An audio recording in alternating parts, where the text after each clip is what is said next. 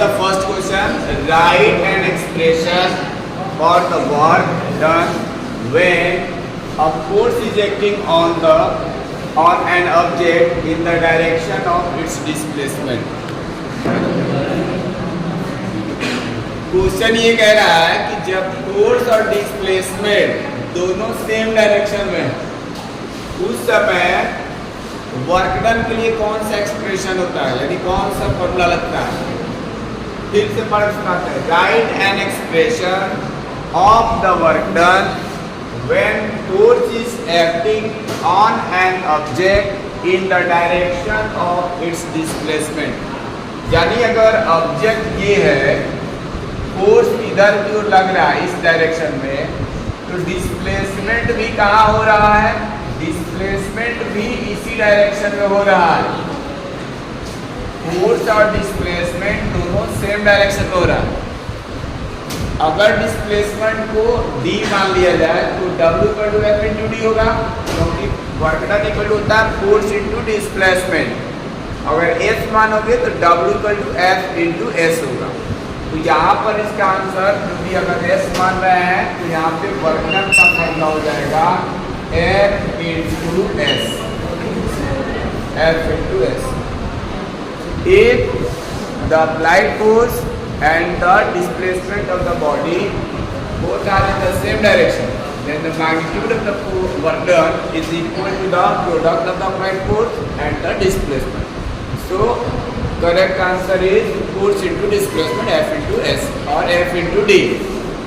Unit तो पूछा नहीं है, केवल इसमें क्या पूछा था, एक्सप्रेशन फॉर द वर्क। ये सबका सही होगा, ये थे सब लोग।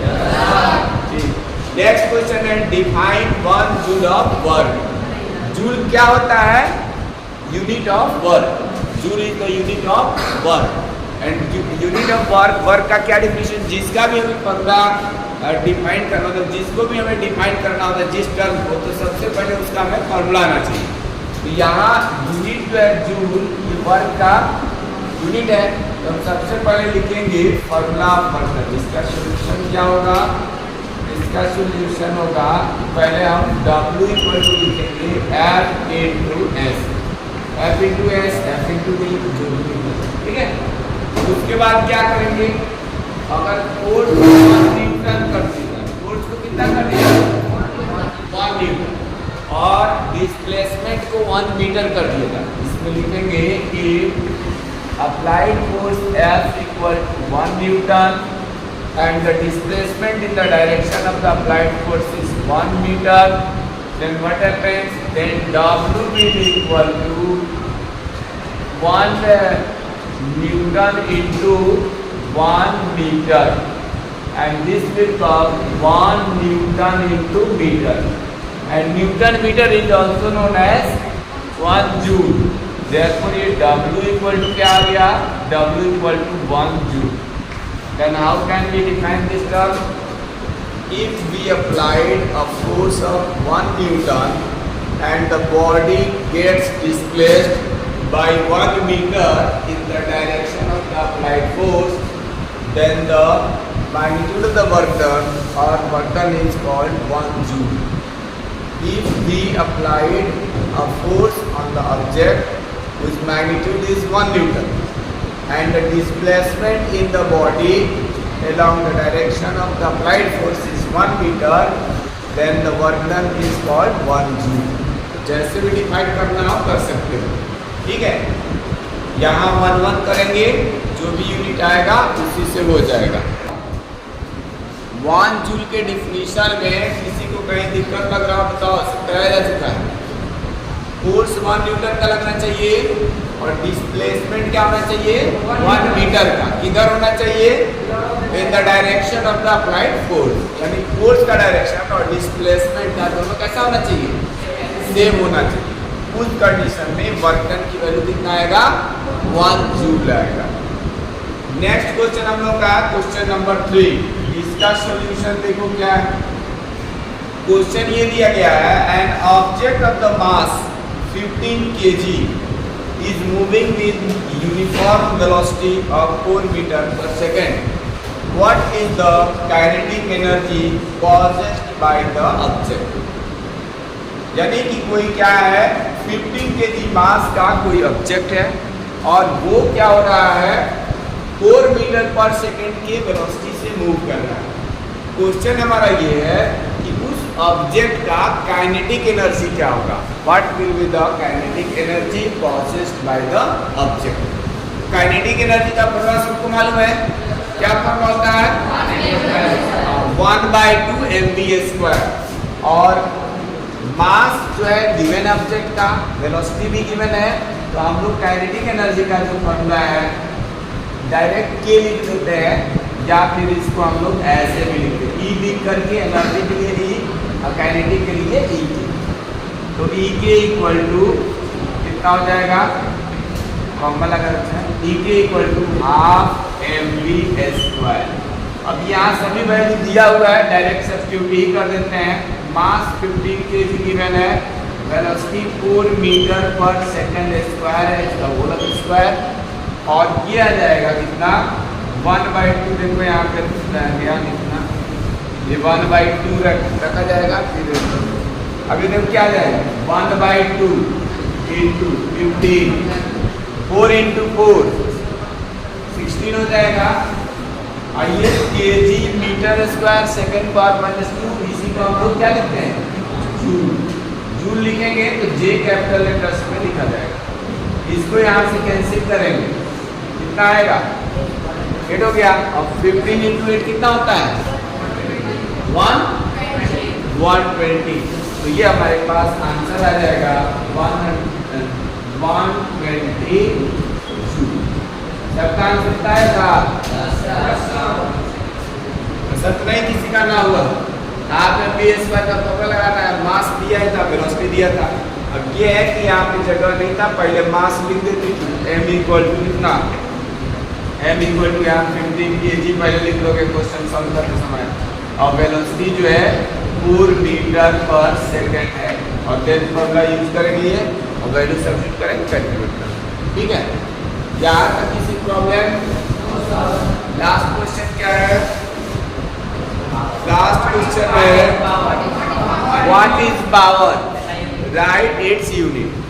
पावर क्या है और इसका यूनिट लिखिए। तो थ्योरी वाली चीज ही है और थ्योरी सबको पता ही है, तो बिता दिया मैंने, ये सब पढ़ाया जाता है।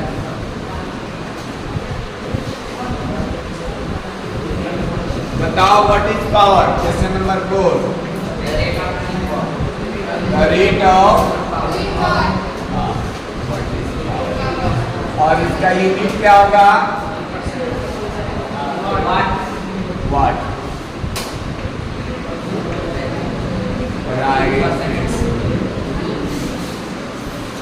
तो यहाँ आंसर इसका हम क्या लिखेंगे, the rate of doing the work, the rate of doing the work is called power।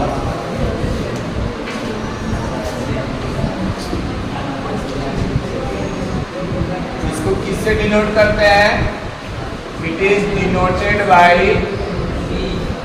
P से डिनोट करते हैं। इसका फॉर्मूला क्या होता है, पूछा तब भी नहीं पूछा फॉर्मूला जरूर देना। डिफाइन करने बाद फॉर्मूला जरूर लिखा करो, P equal to W/T। Formula इसलिए लिखा जाएगा ताकि इसे हमको यूनिट लिखने में आसानी हो। तो यहाँ पर इसका यूनिट लिखना है, यूनिट ऑफ P, यहाँ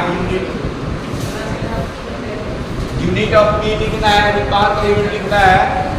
तो unit of W upon unit of time.